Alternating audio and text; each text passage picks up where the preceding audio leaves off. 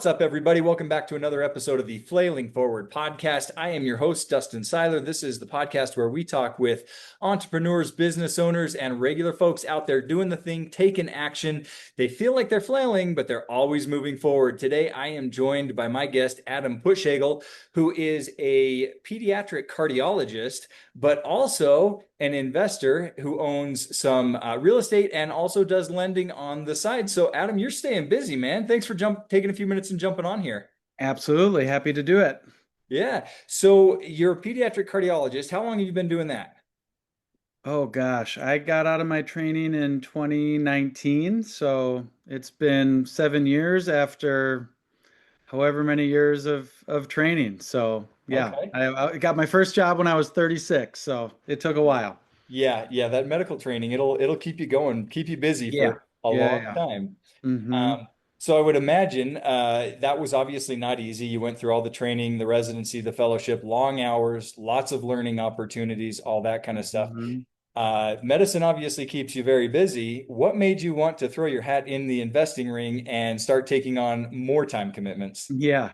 It's a good question. I don't really know, honestly. Like I knew I had always wanted to do something with real estate. I had always been interested in it, but when you're in your medical training and you have little kids at home and all that, there's really not time for anything else. So, Yeah.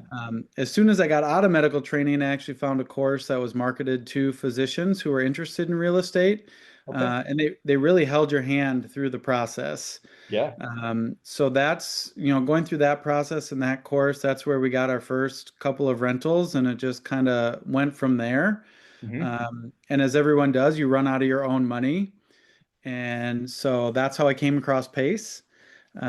and said, "Oh, this no money in could be a great opportunity." So kind of jumped all in at that point and Yeah. went a little bit down the creative finance route, but found I didn't love that part of it.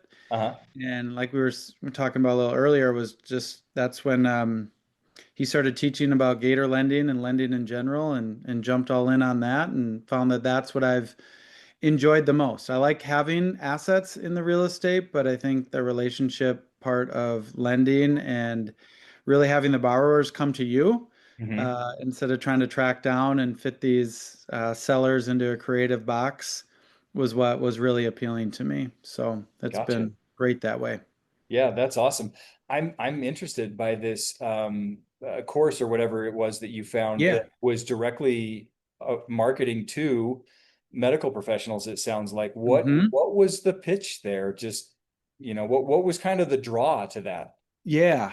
I think knowing that it was two physicians who were hospitalists, and they were successful in real estate and said, "Hey, we want to help other medical professionals who don't want to necessarily be fully tied to their income only coming from medicine." So Mm, if something happens and you need that freedom, and at that point, financial freedom and the FIRE movement were huge. yeah.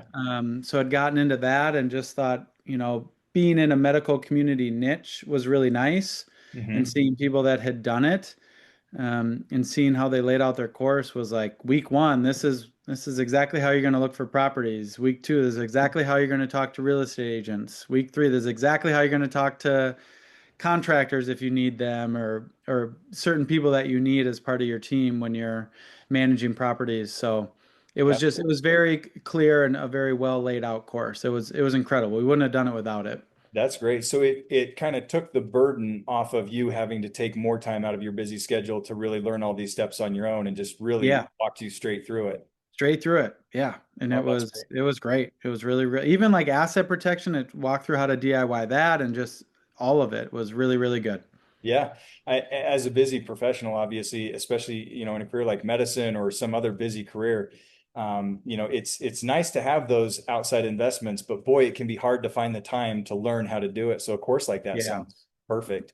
hmm Have you found that there was benefits as, a high income W-2 earner to owning assets and doing some of this investing?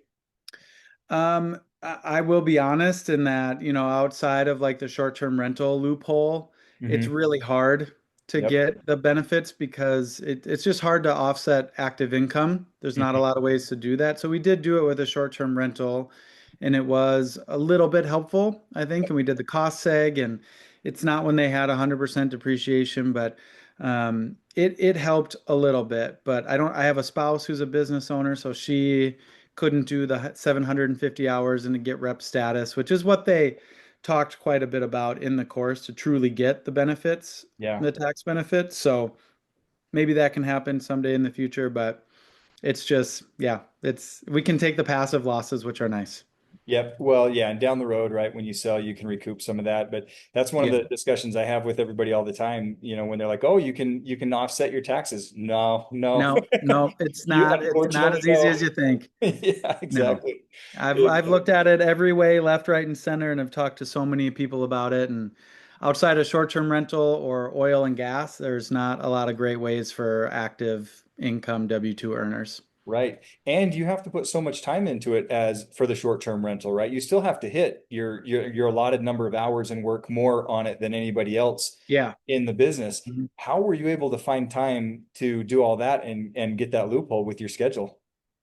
Yeah, it was because the timing of when we set up the property, I think is what really mattered, and that my wife Gotcha. and I were both able to work on it. So both of our hours were able to go towards the 100 hours. Nice. Um, and so yeah, that's what helped is, Okay. before like we had all these days where the cleaners were there cleaning every day, or not every day, but however it was. So it was just the timing of it. And we didn't try to do that necessarily. It just sort of worked out that way. Gotcha. That's great. Have you run into any issues with the short-term rental, or I think you have a long-term rental as well, right? Have you run into any Yeah. issues with learning lessons holding those properties? The short-term rental, I mean, yeah, there's always lessons, in realizing what I liked and didn't like doing, and dealing with the city with some things and various things like that. But I really like the guest communication, is probably the main thing. I had someone else take over the pricing, and we've got a local group of cleaners, and handyman, and that's really all I've needed. Okay. Um, Great. and once it was all set up, it's been going pretty well. We did a huge renovation, so helps to have a newer property in that way. Mhm. But a couple, we have one long-term rental, which is fine right now, but we've had to sell a few, and we had to sell one big one at a loss because a contractor did a huge project without it being permitted, despite it in Oh, the contract saying it was going to be permitted. So we've had to sue him, oh, and we took a huge loss on that one. So yeah, lots of lessons on some of these long-term rentals for sure. yeah, gotcha. Oh man, yeah. Now I'm assuming you vetted this contractor before you started working with them. What would you have done different now after you've gone through that to maybe try and avoid that in the future? Yeah, he was vetted. I would say the good thing was that he was licensed and insured. So when Mhm. we're suing him, his insurance company is actually the one who's defending. Oh, great. So that's good. Um, I guess sort of, I mean, the big thing was is that he didn't permit any Yeah, of it. So I think along the way, like just making sure it's being checked in with the city and yeah, you're following the rules to a degree. I know a lot of people are challengers and not always rule followers within real estate, but um, some of these, especially smaller towns, they have a lot of like local power. yeah, And if you're in a situation where you can't get tenants in place because of something, and you're just stuck, like you can really be stuck where you're losing money every month and you can't float that forever, and um, you have to take a big loss. So yeah, the lesson is making sure that they're doing everything that the city needs to be done to make sure everything is up to code and legal. yeah, gotcha. So even though you have a general manager, project manager that's supposed to be managing this and you want to trust them, Hmm. you still have to have that at least some level of oversight to double Yeah. check that things are going how they're supposed to. Yeah. Yeah. Yeah. Yeah. Yep. And he communicated and um, sent pictures, and everything looked great. And, he kind of did everything he said he was going to do to a degree, but you gotta make sure it's still done right. Right. Looks good, but Yeah. Yeah. Yeah. permits are a big issue. So Yeah. Yeah. gotcha. Okay. And so through all that, you decided that lending was more your thing, huh? Yeah, and like I was saying, did that back in 2021 probably when Pace was teaching it and Gator Method. So probably did like 10 to 15 loans at that time. And of course, like a couple of the biggest ones were the ones that didn't go well. Of course. And it was, in hindsight, and it was my fault to a degree. I need to take ownership of that and was in a second position with not enough equity and a borrower who just flaked out on his hard money lender and didn't understand how it worked and ran out of money and didn't pay him and Yeah. um, got foreclosed on, and there wasn't money left over for my second position. Hmm. So yeah, big losses there. A former sub two student who was a fraudster who defrauded a bunch of people. Hmm. And I was one of them and left holding the bag for some things that I did a personal guarantee on, which I never should have done for him. Yeah. Um, I did too much too fast, Gotcha. and I trusted the sub two community way more than I should have, Hmm. to be honest. And it came back to bite me, but again, ultimately my fault. Yeah. A lot of it I did great due diligence, but it just wasn't enough. Yeah. Yeah. I've been in the exact same position as you. I've had some big losses on some lending deals I went through. I had somebody Hmm. that was defrauding a lot of people. There was a lot of people Yeah. left holding a lot of homes that weren't worth what they were supposed to be worth. And I Hmm. have one in Ohio from that exact same situation. So Yeah. I feel Yeah. you. Yeah, community, it's important, but you still have to vet even Oh with yeah. the community, right? Have you Hmm. made changes in how you're vetting borrowers now since those Yeah. losses? Absolutely. Yeah. It's getting to know them first. And if they're doing a bunch of deals, trying to follow along in the deals before I'm involved to Hmm. make sure they're actually doing what they say they're doing. Yeah, And if I do a deal with them, it's one at a time. gotcha. It's not trying to do multiple at once, which is definitely where I've made the mistake.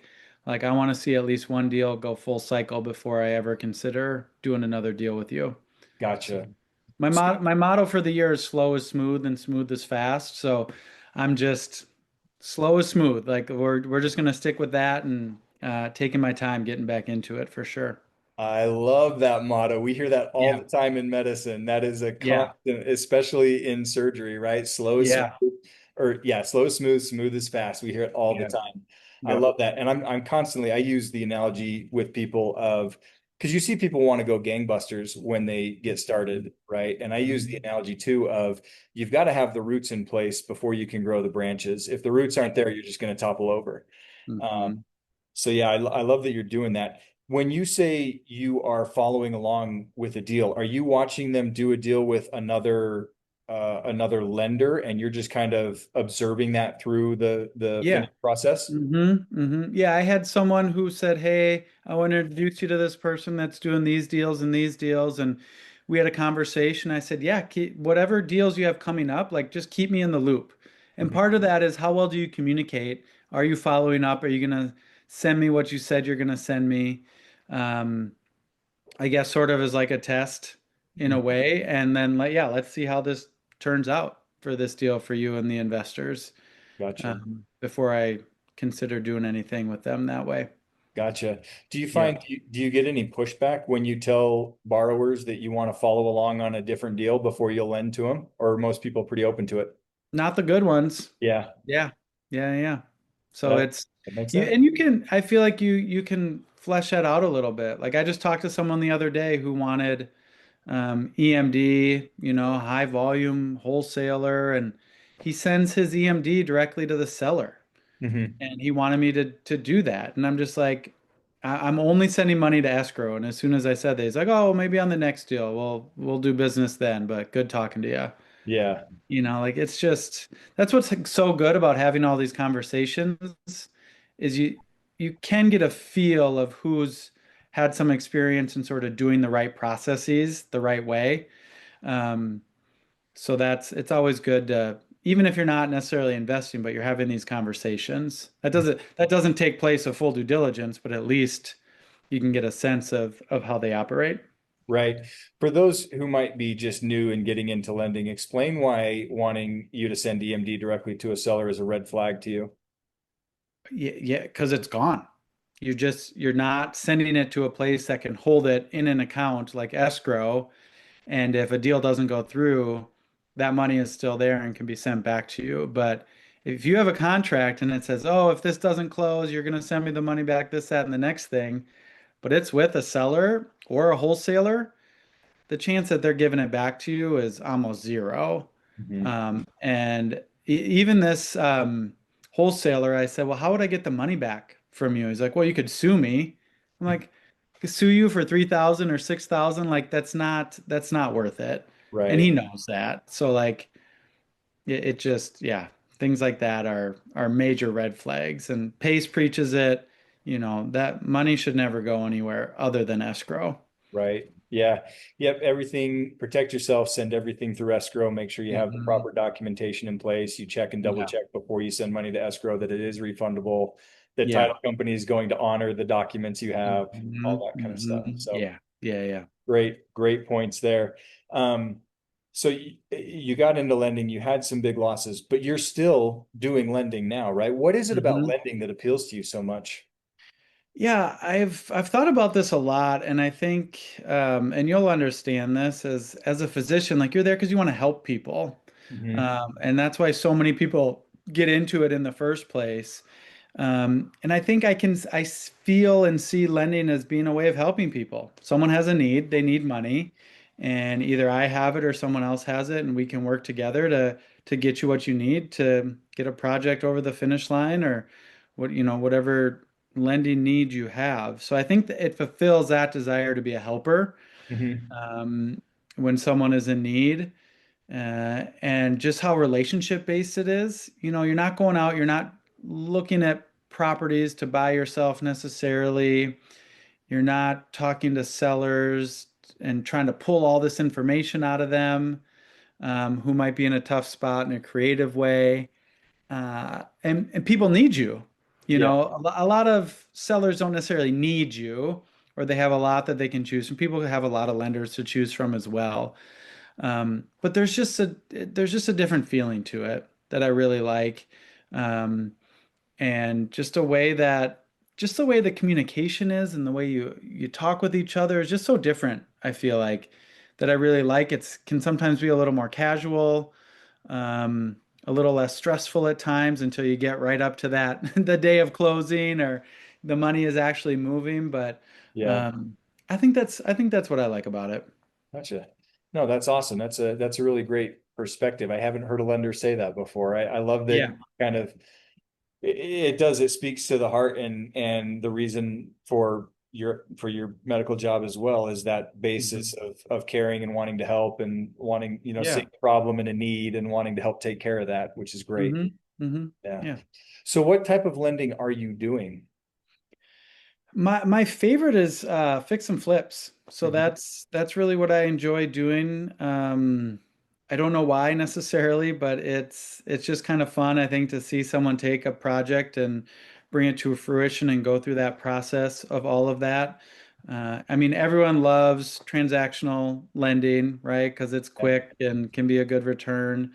Uh, I haven't put out a lot of effort into trying to find those deals. If they Sure. come across, I'll certainly do them. Because again, those can be fun ones to do and they're quick and can be escrow protected. So many of them, though, are, as Pace talks about, don't come to fruition. So, and a lot of people shy away when you say, yeah, I've got a little bit of an upfront fee, which I Uh-huh. think all the lenders are doing because they've learned that so many don't happen. And so you put in a fair amount of time and effort, and you send in your money or you don't, and it never happens. And so Right. you get no return, you lose your wire fee. Like there's costs and time involved that I think especially a lot of new wholesalers don't understand. Hmm. So they balk at that. But the ones who know they have a good deal don't balk at it. So it's also a kind of a way to vet to a degree. Like, hey, this is 250 bucks or 500 bucks up front. That should be nothing in the grand scheme of what you're going to make on this deal. Yeah. So the ones who have the confidence it's a kind of a nice way to do that. So yeah, transactional lending, fix and flip. That's kind of the big thing. I mean, I can broker with I don't even always like using the word broker because I'm not throwing deals at 20 different places to see what kind of rates I can get for people necessarily. I've got two really good lenders were friends of mine first that Hmm. are now in the business and have their own kind of hard money, private money lending companies Okay. through another mastermind that I'm a part of. Okay. So that's if there's deals like DSCR or larger flips and things like that, I can bring it to them, which I really like being able to do because I like them a lot and really trust their company and what they're doing. Yeah, that's awesome. Yeah. What size deals can you fund? If somebody's looking for some money, what's your limits? Um, I mean, up to 5 million with these friends of mine that Yeah. if they really need something up to that and potentially some more. I was talking to another student who needed to go over 5 million and we were able to do that.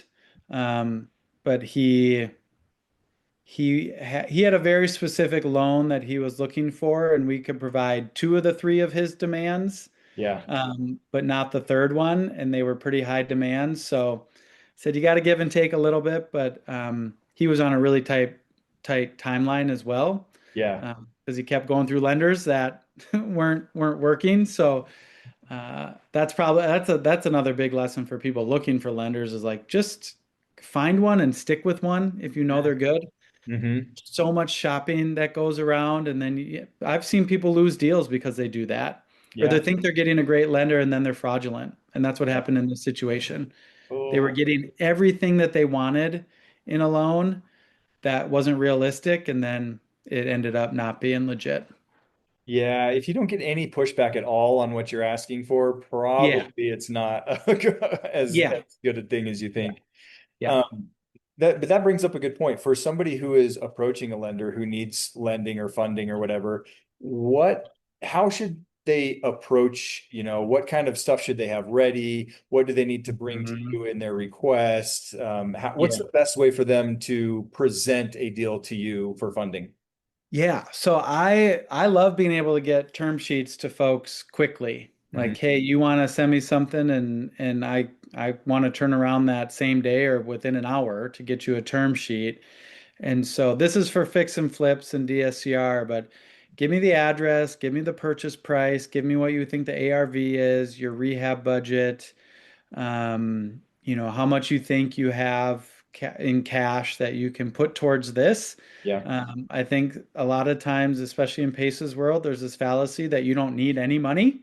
Hmm. Um, and I think any lender worth their salt is going to want to make sure you have some in reserves in case things go sideways and you can salvage the deal, Hmm. and that you have some skin in the game. Yes, can I do 100% uh, loans? I can. 100% of the purchase price and of the rehab, but there's still going to be some points up front. Sure. Like that, none of that comes without something to show that you have skin in the game and that you're serious about this. And those loans are mostly reserved for folks that have a little experience. Gotcha. Um, so yeah, I think having those basics and at least having a plan, talk about your experience. If you don't have experience, talk about who you're working with that might have experience or how you're coming to your numbers and those types of things. And be prepared to move fast. Like if we're asking for docs or I need more information, yeah, answer quickly. Yeah. Um, and then don't ghost me ultimately. Like that happens so often. And it can be very frustrating as a lender when you're trying to help someone, Right. uh, and then all of a sudden they just go away. And even if it's just to say, "Hey, I found another lender. I really appreciate all your help. Have a good one." Like that means the world. So I think that it shows a lot of professionalism. Mm. Where if you do come back, like, yeah, sure, let's look at this, and that can go a long way. So. Communication's key. Absolutely. Communication and follow up and doing what you say you're going to do. And I think I abide by those to make sure that I'm always doing that. I take a lot of pride and take that all very seriously. So sometimes it's hard when other folks don't do that. Gotcha. Now on the other side of it, if, for those, like I said, who are looking to get started in lending, what advice would you have for them on how to get started, not get burnt if possible? I mean, Yeah. everybody's going to go through a time where they have a bad deal on a lend. Yeah. It's Yeah. just Yeah. going to happen. Hmm. But what advice would you have to try and prevent or protect yourself as much as possible if you're getting started in lending? I would say make sure they have relationships with other experienced lenders that they feel like they can run a deal by them Yeah. and say, am I asking the right questions? Am I looking at this the right way? Where are my blind spots? How would you approach this? Mhm. I think that's key. I still do that. I Yeah. talk to people who have more lending experience than I do. And I feel like I have a decent amount, but I've made mistakes. So I'm a little more gun shy. And so if you can run it by one, two, three other people and you haven't done it before, I think that's a great thing to do. And I love to do that. Like if someone comes to me like, "Hey, what do you think of this?" Be like, "Yeah, let's look at this and talk about it. Here's what you need to ask the borrower to feel comfortable with this." And I'm happy, always happy to do that with folks. Yeah. Well, and especially if you're new and not confident in your underwriting yet, right? Because as a Yeah. lender, you still have to underwrite very well. Don't take their word on what Oh, the numbers yeah. look like. You have to do Hmm. your own. Yeah. Yeah. Yeah. Yeah. Yeah. And that's the thing is like the term sheet is just the initial look at things. Mhm. But we're always going to do more due diligence from there and make sure that the ARV is right and um, probably get appraisals. Yeah. Like, it's when you're doing private money, people like that because it can be more nimble and quicker. But there's a reason hard money companies and banks have these processes because they Right. want to protect themselves. So um, there's a lot of times, I'm going to do things like that, even if it's just like using software or various things. Like we want to confirm those things for sure. Awesome. That's Yeah. perfect. Well, Yeah. last question I have for you before we let you get Mhm. about your night. What are you looking for in your business? And if people want to work with you, what's the best way for them to connect? Yeah. My main thing is looking for quality borrowers. And quality means someone who has experience, or if they don't have experience, at least have a good idea of what a project looks like and someone that they can work with.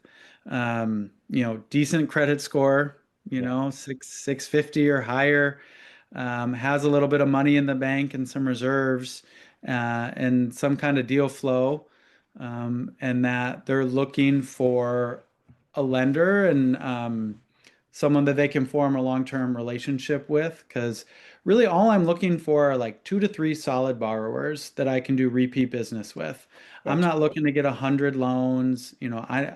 As you know, I'm a busy physician. Yeah. This isn't what I want to do, and I just want to find those couple few who say, "Yep, I want to work with this with me.